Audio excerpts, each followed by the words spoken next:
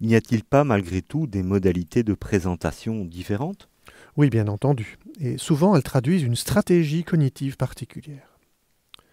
Par exemple, pour traduire une succession d'étapes ordonnées, une progression dans le temps, on pourra utiliser une présentation en forme de chaîne. C'est ce qu'on trouve en haut à gauche sur cette dia. Par exemple, lorsqu'on veut expliquer l'évolution de certaines espèces animales qui se distinguent à un moment de leur développement.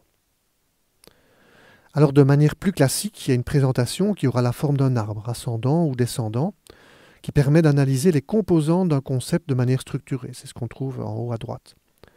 Chaque branche étant une des caractéristiques, chaque sous-branche une sous-caractéristique. Reprenons le cas des insectes. Composés de 3 parties, tête, corps, appendice, chacune aura sa branche. Pour la tête, on développera des sous-branches, indiquant qu'il y a des yeux, des antennes au nombre de 2. Cette présentation convient bien à des analyses systématiques en catégories et sous-catégories. Dans le même ordre d'idées, en bas à gauche, on trouve les présentations en étoiles. Il y a un nœud central au milieu, des branches qui s'en écartent. Et à la manière du mind mapping, l'idée est ici de définir un sujet en déterminant ses caractéristiques.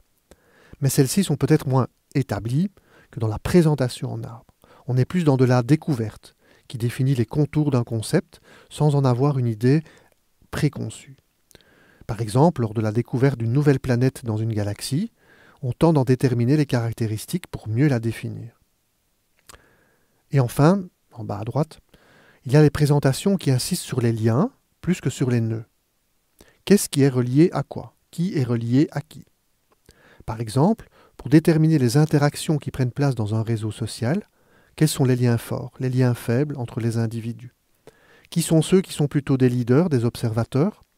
On utilisera ce type de présentation en réseau en vue d'associer, de relier des nœuds les uns avec les autres.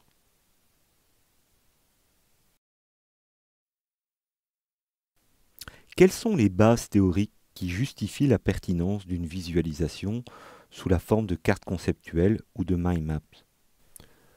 Alors, de nombreuses théories complémentaires se penchent sur la manière de modéliser le processus de mémorisation. Certains développent plus les aspects relatifs à la complémentarité des canaux, visuels et auditifs. Comment articuler son et image pour que la mémorisation soit meilleure. Des auteurs comme Clark et Pevio ou Mayer, dont une capsule a pour objet sa théorie de l'apprentissage multimédia, mettent en évidence que si on ne prête pas attention à articuler de manière permanente du texte, des sons et des images, il y a un risque de surcharge cognitive qui fait obstacle à la mémorisation, plutôt que de la favoriser. Ces théories du juste dosage entre des canaux différents sont complétées par les bénéfices que procure le passage du texte à sa représentation graphique. Parce que quand vous réalisez une synthèse visuelle d'un texte, en fait, vous en extrayez les éléments principaux. Vous créez des liens entre eux. Il existe aussi d'autres fondements que la neuroimagerie cérébrale met en évidence ces dernières années. Grâce à l'observation de cette activité cérébrale, on sait aujourd'hui que, grâce à des travaux comme ceux de Kandel, prix Nobel de médecine en 2000, l'information initiale qui nous parvient par le biais de nos sens, la vue, l'ouïe, est stockée dans le cerveau de manière transitoire dans l'hippocampe. Ensuite, cette information, pour éviter la surcharge cognitive, est véhiculée de l'hippocampe vers la périphérie du cerveau, où elle est stockée plus durablement. Pour rappeler quand nécessaire, un indice de cette information stockée en périphérie reste disponible dans l'hippocampe. Ce qui veut dire que, quand cette information doit être rappelée, c'est cet indice qui est activé, comme un interrupteur. Cette activation stimule les circuits qui ont été parcourus pour stocker l'information plus générale et permet ainsi de la rappeler. C'est le principe de la Madeleine de Proust. Une odeur de pâtisserie, la Madeleine, suffit à Proust pour réactiver tout l'univers de sa grand-mère qui les préparait dans sa cuisine.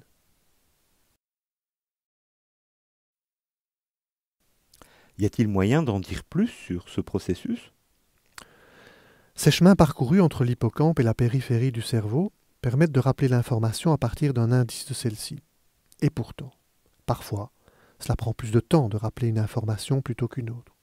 Et pourtant, parfois, on oublie, parfois, on se trompe. Oui, cela arrive, mais plus on parcourt le chemin entre l'indice local et l'information globale, plus on stimule les circuits qui relient l'hippocampe à la périphérie du cerveau. Plus on ancre, plus on dessine, plus on creuse profondément le chemin qui permet de se rappeler et de ne plus oublier. Il est donc essentiel d'exercer ce mécanisme d'activation du rappel. Il est nécessaire de se poser à soi-même la question et de formuler la réponse. Il est indispensable de s'auto-évaluer, de s'auto-exercer, pour que ce qui se trouve en mémoire à long terme soit rendu disponible, et si possible rapidement, pour donner la réponse attendue à une question, pour prendre une décision, pour reconnaître un visage. Notre mémoire est constituée de cartes sur lesquelles il y a des chemins. Plus ceux-ci seront utilisés, plus notre capacité à nous rappeler ce vers quoi ils conduisent sera renforcée. Notre cerveau, une carte, l'analogie possible avec la cartographie conceptuelle, avec le mind qui veut dire cerveau, mapping qui veut dire cartographier, ne vous aura pas échappé.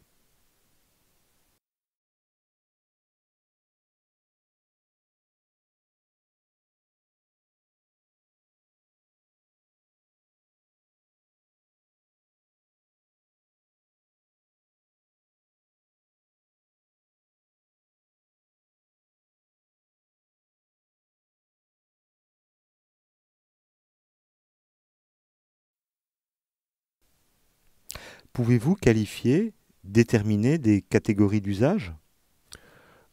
Pas vraiment, car les variables à prendre en compte pour définir les différents usages des cartes conceptuelles ou des mind maps sont très nombreuses. Toutefois, nous avons conçu un outil qui permet, sous la forme d'une carte, de dresser une typologie de ces usages. Pour lire cette carte, vous devez la parcourir de la gauche vers la droite en partant du disque orange. Et dès qu'il y a un embranchement vers le haut ou vers le bas, il faut sélectionner là ou les options qui répondent à différentes questions. La première de ces questions, c'est qui utilise la carte, les élèves ou les enseignants? Selon quelle modalité, individuelle ou collective? Pour remplir quel type de fonction? Évoluer, avoir une pratique métacognitive, cognitive? Est-ce qu'il y a des données initiales, identifiées ou pas?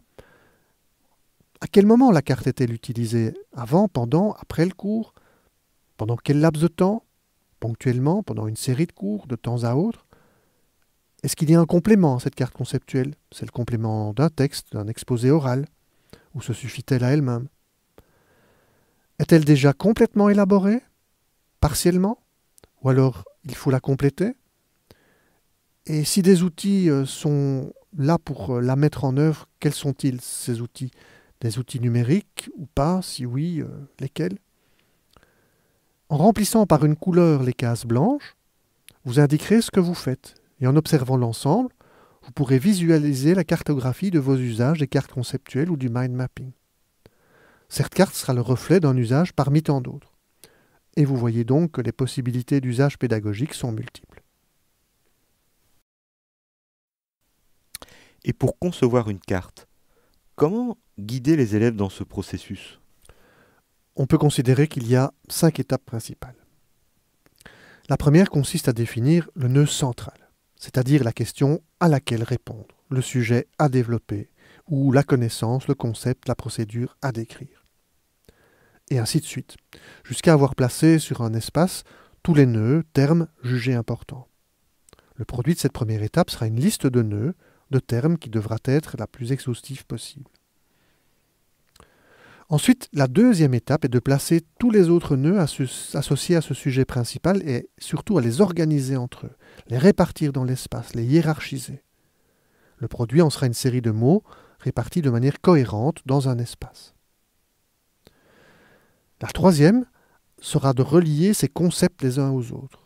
Le produit sera une carte comprenant des nœuds et un certain nombre de liens entre ces nœuds.